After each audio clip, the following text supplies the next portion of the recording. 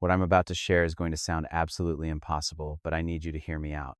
6 nights ago, I had the most profound encounter with Jesus about a question that has tormented my heart for years. Why does God allow some people to be born into crushing poverty while others are born into abundance?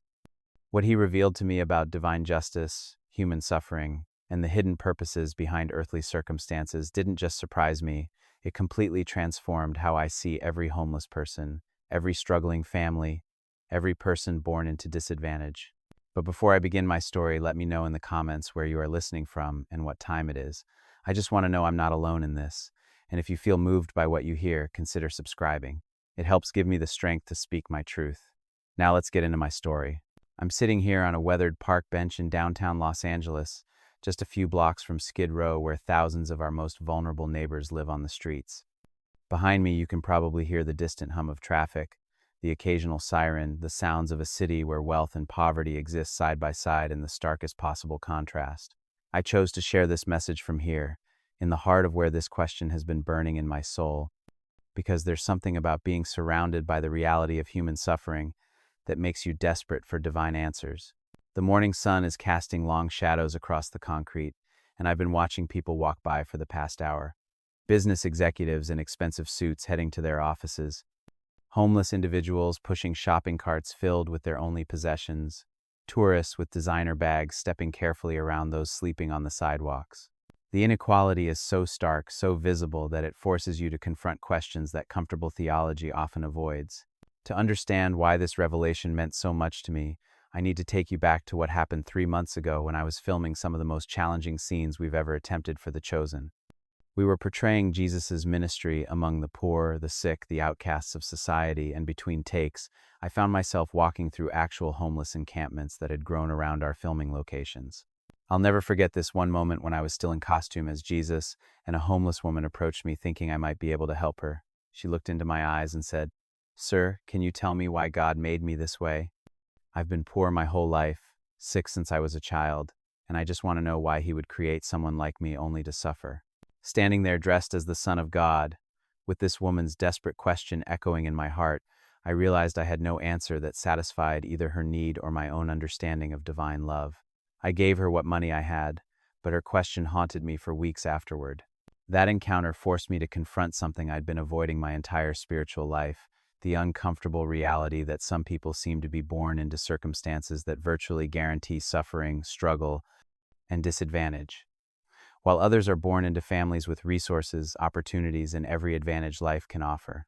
As someone who has been blessed with success, with a platform, with opportunities I never dreamed possible, I've struggled with what feels like survivor's guilt. Why was I born into a middle-class family with loving parents who supported my dreams? Why did I get the chances that led to playing Jesus on a show that's touched millions? What makes me more deserving than that homeless woman who suffered her entire life? The question became even more pressing during season 6 filming, when we shot several episodes dealing with Jesus' teachings about the poor, the marginalized, the forgotten members of society. As I portrayed Christ speaking about God's love for the least of these, I wrestled with the contradiction between divine love and earthly inequality. If God really loves everyone equally, why doesn't he intervene to prevent children from being born into poverty? If he has the power to change circumstances, why do some people struggle for basic necessities while others have more than they could ever use? How can we talk about God's justice when the most innocent children suffer through no fault of their own? These questions weren't just theological curiosities for me. They were keeping me awake at night, affecting my prayer life, making it difficult to portray Jesus with authenticity when I couldn't reconcile his teachings about divine love with the harsh realities I was witnessing daily. The breakthrough came 2 weeks ago during a particularly difficult day of filming. We were shooting a scene where Jesus encounters a blind beggar, and between takes, I walked away from the set to get some air. Just outside our location, I saw a family, a mother with 3 young children, sitting on the sidewalk with a cardboard sign, asking for help. The children couldn't have been older than 5, 7, and 9 years old. They were clean, well-behaved, clearly loved by their mother, but they were living in their car and asking strangers for enough money to buy food. Looking at those innocent faces, I felt something break open in my chest, a mixture of heartbreak, rage, and desperate confusion about how God could allow such circumstances. That night, I drove up into the hills above the city where I often go to pray when I need to hear from God clearly. But instead of my usual quiet spot, I felt led to a different location. an overlook where you can see the entire sprawl of Los Angeles spread out below you. The city lights stretched endlessly in every direction, and I found myself thinking about how each light represented someone's life, someone's story, someone's struggles and dreams. I sat there on a concrete retaining wall overlooking this vast sea of humanity and poured out my heart to God with more desperation than I'd ever felt about any question. Jesus, I said aloud, my voice echoing across the empty overlook.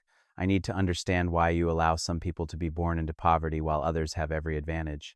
I need to know how this reflects your love and justice, because right now, it looks like cosmic unfairness that I can't reconcile with who you say you are.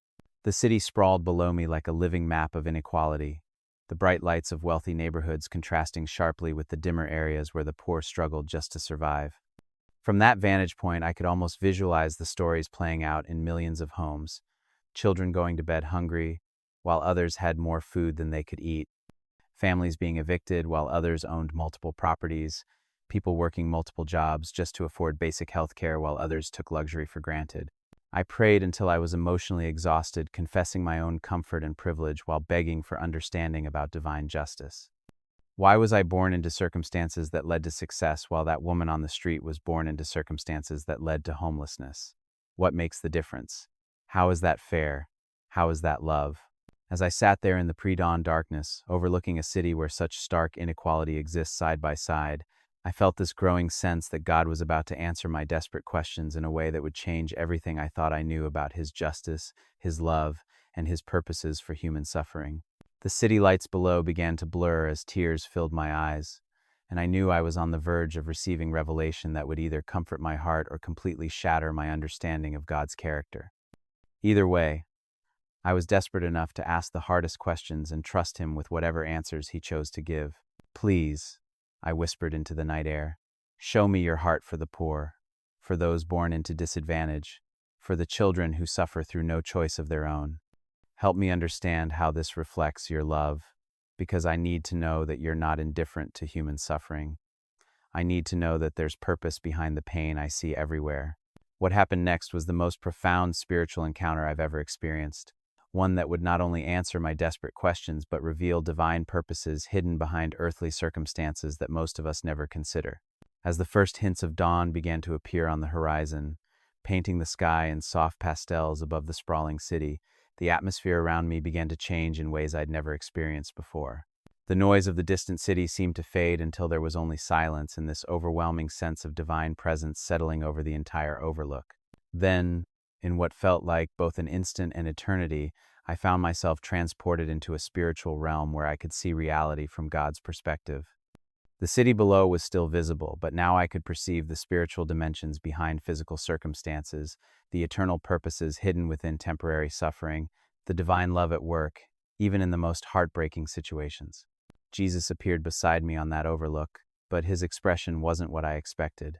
Instead of the gentle compassion I was used to, His face showed a complex mixture of deep sorrow for human suffering and unshakable confidence in divine purposes that human understanding couldn't fully grasp.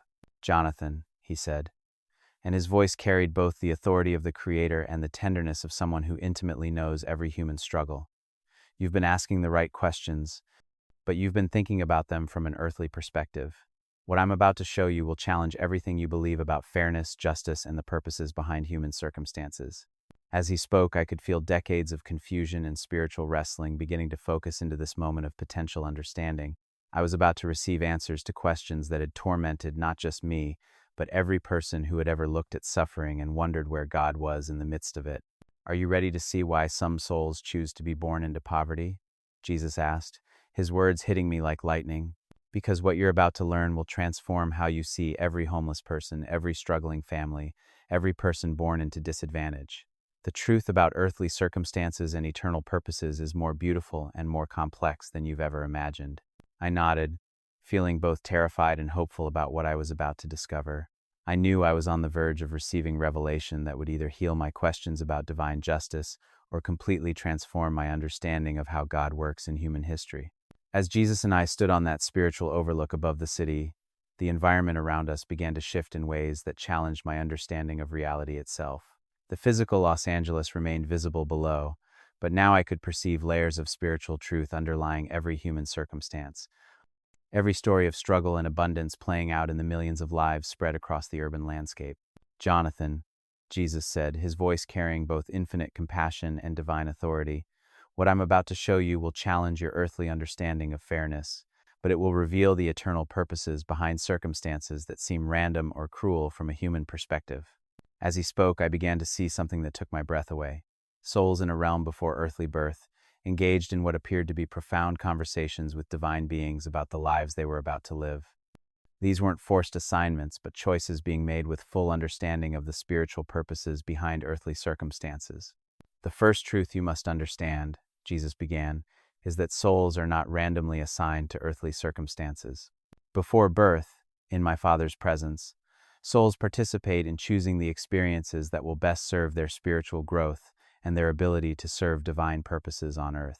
The revelation was staggering.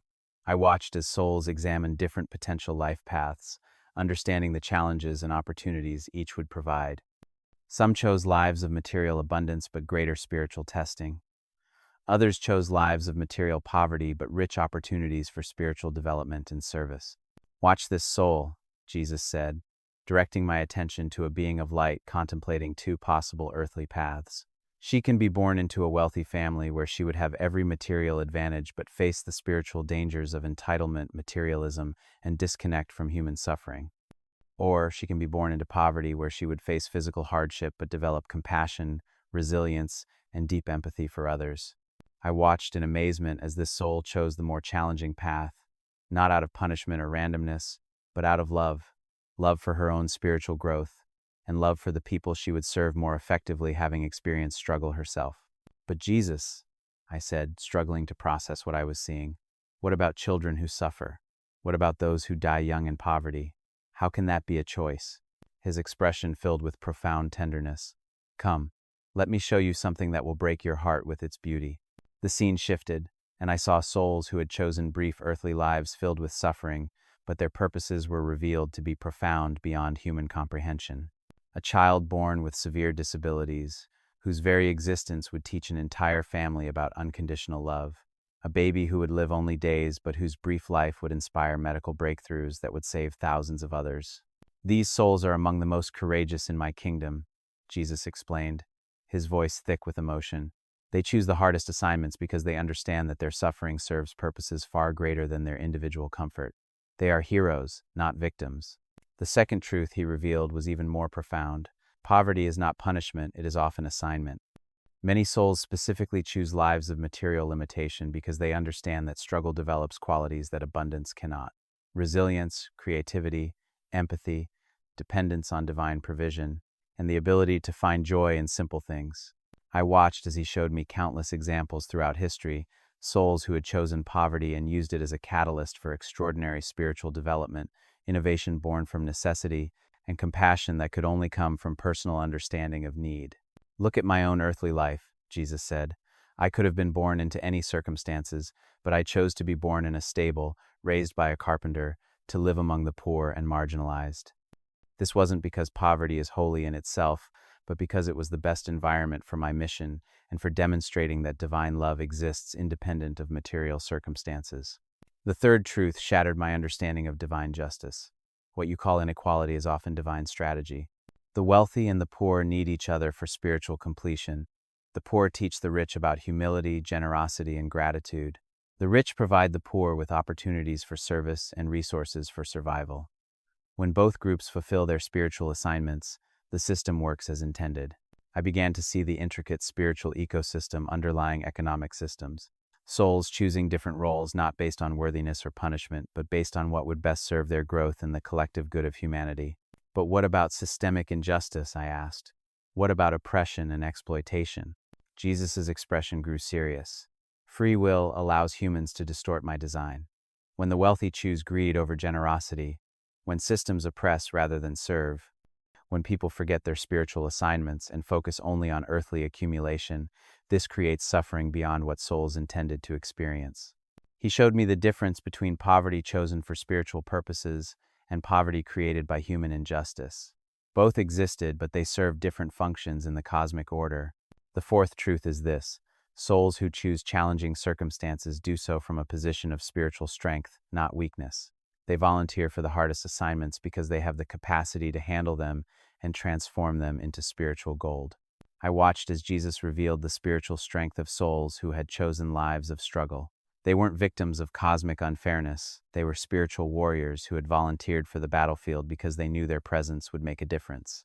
Every homeless person you pass on the street, Jesus continued, every struggling family you encounter, every person born into disadvantage, they may be fulfilling assignments that require more courage than you can imagine. Their circumstances don't diminish their value. They reveal their spiritual heroism. The fifth truth revolutionized my understanding of human dignity. The poorest person on earth has the same eternal value as the richest, but their earthly assignment may be more important for the spiritual development of humanity. Often, the most materially limited souls are the most spiritually advanced, completing assignments that serve the entire human family. I began to see poverty not as evidence of divine neglect, but as potential evidence of divine trust, 2co. Souls being given assignments that required great spiritual maturity to handle with grace and purpose. The sixth truth, Jesus said, his voice rising with passion, is that earthly circumstances are temporary assignments, not eternal conditions. What matters is not what happens to you, but how you respond to what happens to you. A soul can graduate from poverty to spiritual wealth, or from material abundance to spiritual poverty, based entirely on their choices. He showed me souls who had transformed their challenging circumstances into spiritual victories, and others who had squandered abundant circumstances through selfish choices. The external conditions mattered far less than the internal responses. And the seventh truth, Jesus concluded, is that the ultimate purpose behind all earthly circumstances, wealth, poverty, health, illness, advantage, disadvantage, is to develop the capacity for love. Every situation provides unique opportunities to love and be loved. The poor can love through gratitude and service despite having little. The rich can love through generosity and stewardship of abundance. Both paths can lead to the same destination, a heart perfected in love. As these revelations settled into my consciousness, I felt a complete transformation in how I viewed every person I'd ever encountered. The homeless woman who had questioned me while I was in costume wasn't a victim of divine unfairness, anyone to be a spiritual hero completing one of the most difficult assignments in the cosmic curriculum. But how do I know which poverty is chosen for spiritual purposes and which is the result of injustice? I asked, still struggling to process the implications of what I was learning. That's exactly the right question, Jesus said, his face lighting up with approval. And the answer will show you how to respond to both situations with perfect love and wisdom. I could sense that we were approaching the most practical part of this revelation, I&M, understanding how to respond to poverty and inequality in light of these eternal truths. The city spread below us seemed to pulse with new meaning, every light representing not just a life but a soul on a spiritual journey with purposes far deeper than earthly appearances suggested. As Jesus and I continued standing on that spiritual overlook above Los Angeles, the city below seemed to transform before my eyes. Where I had once seen only random inequality and apparent injustice, I now began to perceive the intricate spiritual purposes woven through every circumstance, every struggle, every story playing out in the millions of lives spread across the urban landscape. Now, Jesus said, his voice filled with both compassion and urgency, I need to show you how to respond to poverty and suffering with this new understanding. Because knowledge without action is meaningless, and understanding divine purposes without responding with love misses the entire point. The scene around us shifted, and I found myself witnessing countless interactions between those with abundance and those in need. Some responses honored the spiritual purposes behind circumstances, while others ignored or even hindered the divine design. The first principle, Jesus began, is that whether poverty is chosen for spiritual purposes or created by injustice, your response should always be love in action. You don't need to determine which type of poverty you're encountering. You need to respond to the person in front of you with compassion and practical help. I watched as he showed me examples of people responding to homelessness, unemployment, and family struggles. Those who approached each situation with genuine love and practical assistance were participating in divine purposes regardless of the underlying spiritual dynamics. When you help someone in need, Jesus explained, you're not interfering with their spiritual assignment, you're fulfilling yours. Your abundance isn't random any more than their poverty is. You were blessed with resources specifically so you could be an instrument of my love to those who need it. This reframed everything.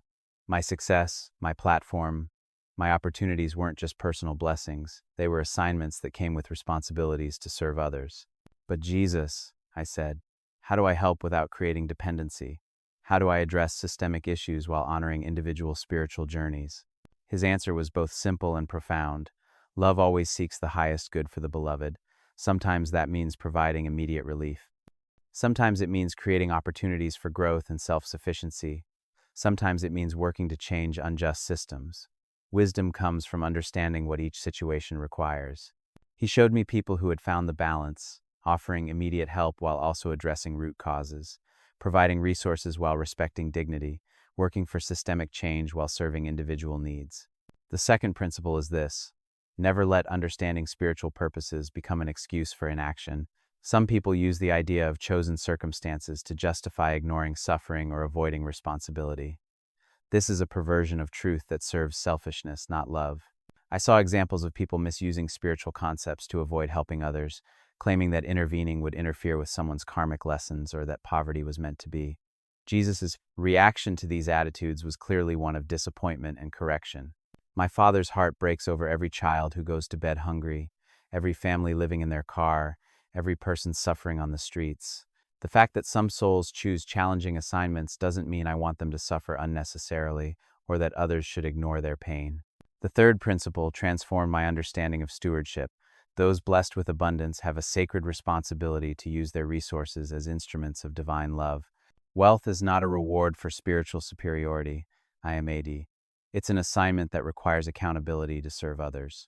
I began to see successful people who understood their wealth as a tool for blessing others, and others who had forgotten the spiritual purposes behind their abundance.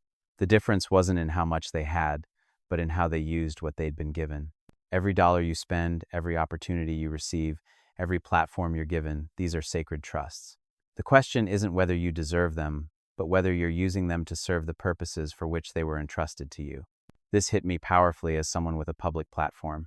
My role on The Chosen, my ability to reach people through social media, even this message I was receiving, this fen, all of it came with the responsibility to serve divine purposes rather than just personal success. The fourth principle addresses systemic change. While individual souls may choose challenging circumstances, systems that oppress and exploit still violate my design and must be confronted. Working for justice isn't interfering with spiritual assignments. They're it's fulfilling them. Jesus showed me people throughout history who had worked to change unjust systems while still honoring individual dignity and spiritual purposes. They understood that fighting oppression and serving souls weren't contradictory but complementary. When systems prevent people from fulfilling their spiritual assignments, when structures create suffering beyond what souls intended to experience, when policies favor some while crushing others, this grieves my heart and requires action from those with the power to change things. The fifth principle gave me hope for transformation. Everyone, regardless of their earthly circumstances, has the potential to fulfill their spiritual assignment with dignity and purpose. Your job isn't to fix everyone's problems, but to create opportunities for people to fulfill their divine purposes. I watched as people learned to help others not just survive their circumstances, but transform them into spiritual victories, providing not just charity but opportunities, not just relief but empowerment, not just assistance but dignity. The sixth principle is about seeing with spiritual eyes.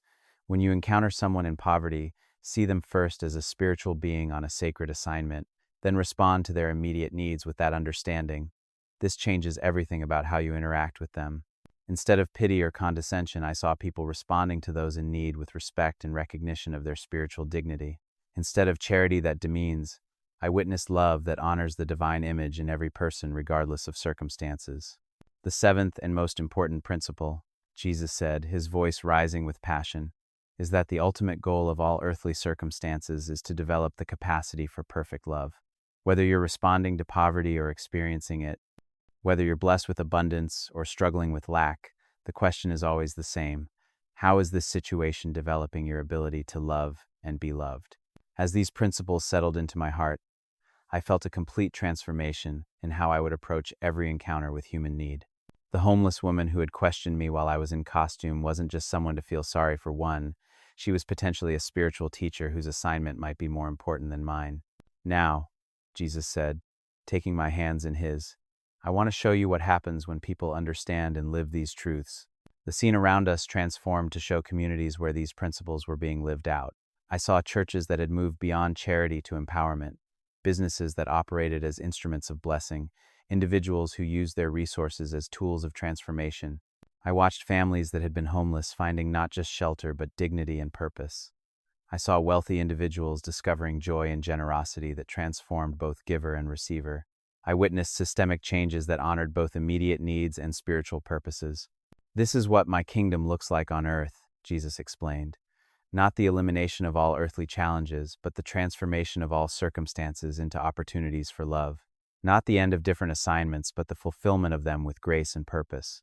The beauty of what I was witnessing brought tears to my eyes. This wasn't a utopian fantasy where everyone had equal material wealth. There was something better. It was a reality where everyone had equal spiritual dignity and opportunity to fulfill their divine assignments with support and love. "But how do I start?" I asked. "How do I live this understanding in practical ways?" Jesus smiled, and I could see he'd been waiting for exactly that question. "You start where you are, with what you have, with the people in front of you. Every encounter with need is an opportunity to participate in divine purposes. Every blessing you receive is a trust to be stewarded for others." He showed me simple, practical steps, looking into the eyes of every person asking for help and seeing their spiritual dignity, using my platform to share not just entertainment but hope and truth, supporting organizations that address both immediate needs and systemic causes, advocating for policies that honor human dignity while creating opportunities for spiritual growth. "And remember," Jesus said as our time together began to wind down, "your own abundance is an assignment too. The question isn't why you were blessed while others struggle. It's how you'll use your blessings to serve the purposes for which they were given." As the vision began to fade and I felt myself returning to the physical overlook above Los Angeles, Jesus spoke one final truth that would sustain me forever. Every person you encounter, regardless of their circumstances, is on a spiritual journey with purposes you may never fully understand. Your job isn't to judge their assignment or fix their life. It's to love them well and support them in fulfilling whatever divine purposes brought them to your path. I opened my eyes to find myself back on the concrete retaining wall overlooking the city, but everything had changed. The lights below no longer looked like evidence of inequality. They looked like evidence of souls fulfilling diverse assignments in service of collective spiritual growth. Over the past 6 days since this encounter, I've been living differently. When I see homeless individuals, I no longer feel just pity or guilt. I feel respect for potential spiritual heroes completing assignments I might not have the courage to accept.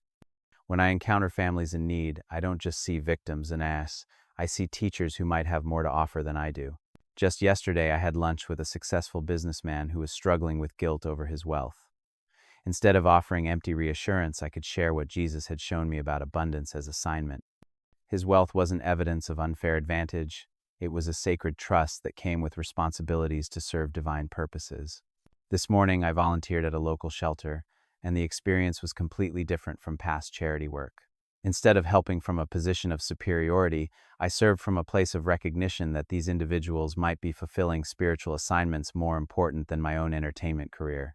The transformation in how I see every person, every circumstance, every opportunity to serve has been profound. This message isn't just for me. It's for everyone who has ever struggled with questions about divine justice, human suffering, and their own responsibility to those in need. Let me pray for everyone who needs this life-changing perspective. Father, thank you for revealing the spiritual purposes behind earthly circumstances that often seem unfair or random. For every person watching who has struggled with questions about poverty, inequality, and divine justice, help them see with spiritual eyes. For those blessed with abundance, show them that their resources are sacred trusts meant to serve divine purposes. Help them understand that their success is an assignment, not just a reward. Give them wisdom to use their blessings as instruments of your love. For those experiencing poverty or struggle, remind them of their spiritual dignity and the potential purposes their circumstances might serve. Help them know that their earthly conditions don't determine their eternal value or their importance in your kingdom. For everyone who encounters need, give them hearts that see spiritual dignity before material circumstances. Help them respond with love that honors the divine image in every person while addressing practical needs with wisdom and compassion. Lord, break the power of every lie that says some people matter more than others based on earthly circumstances. Help us all understand that we're spiritual beings on sacred assignments, using our diverse circumstances to develop the capacity for perfect love. Transform our communities, our systems, and our hearts so that every person can fulfill their divine purposes with dignity and support. Let this understanding move us beyond charity to empowerment, beyond pity to respect, beyond inequality to recognition of our shared spiritual destiny. Use this revelation to heal guilt, inspire action, and transform how we see every encounter with human need as an opportunity to participate in your eternal purposes. In Jesus' name, amen. If this message has touched your heart, please subscribe and share your own story in the comments. How has this understanding changed your perspective on poverty, wealth, or your own circumstances? How will you live differently, knowing that earthly conditions serve eternal purposes? Remember, every person you meet, regardless of their circumstances, is a spiritual being on a sacred assignment. Your job isn't to judge their journey or fix their problems, it's to love them well and support them in fulfilling whatever divine purposes brought them to your path. You are not randomly blessed or randomly struggling, you are strategically positioned to serve purposes greater than yourself. The question isn't why your circumstances are what they are, but how you'll use them to develop the capacity for perfect love that is the ultimate goal of every earthly experience.